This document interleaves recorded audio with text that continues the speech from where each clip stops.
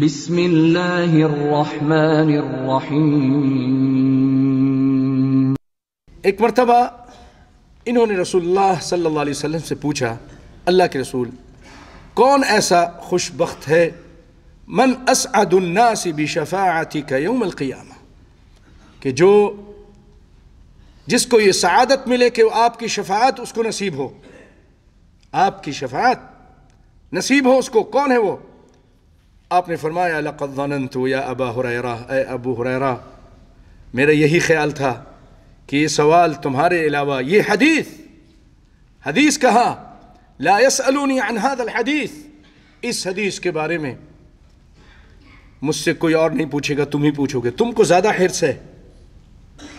لما رأيت من حرصک، جو میں تمہارا حرص دیکھتا ہوں دین کے بارے میں، شوق، ولولہ، لگن،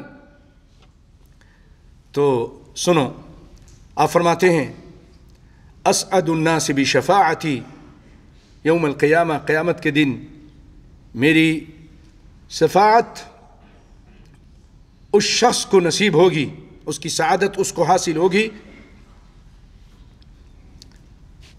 غور سے سنیے گا، وہ کون خوش بخت ہوگا، خوش نصیب ہوگا، جس کے بارے میں فرمایا من قال لا الہ الا اللہ خالصا من نفسه، جو لا الہ الا اللہ کا اقرار کرے کہ اللہ کے علاوہ کوئی الہ نہیں، کوئی معبود نہیں، کوئی مسجود نہیں، کوئی ایسا نہیں جس کو پکارا جائے، جس کی عبادت کی جائے، خالصا لا الہ الا اللہ پڑھے اخلاص کے ساتھ، اللہ کے لیے، اللہ کی رضا کے لیے، اخلاص کے ساتھ، بہت ضروری ہے۔ وما امروا الا ليعبدوا الله مخلصین له الدین حنفاء، خالص اللہ کے لیے۔ بھائی اپنی نیتوں کو خالص کر لو، نیت اس کی حفاظت کرو۔ امام سفیان بن عیینہ وہ کہتے ہیں میں سوچتا تھا کہ سب سے مشکل کام کون سا ہے؟ جہاد کرنا میرے ذہن میں آتا کہ سب سے مشکل ہے، اس میں تو بھائی تلوار لے کر جانا پڑتا ہے، مارو اور مر جاؤ۔ پھر خیال آتا لوگ بہت سارے کرتے بھی ہیں اللہ کی رضا کے لیے۔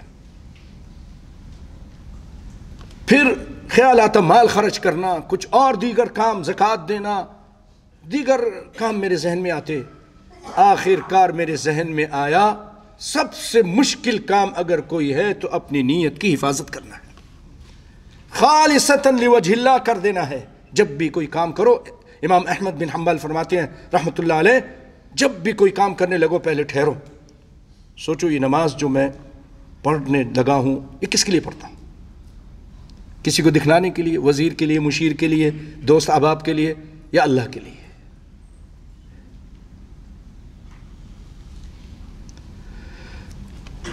بھائیوں، تو خالص اللہ کو وہی عبادت پسند ہے جو خالص اس کے لیے ہے، دیگر عبادتیں اللہ کو نہیں پسند۔ اللہ تعالیٰ کو شرک پسند نہیں، اس کے ساتھ شریک کیا جائے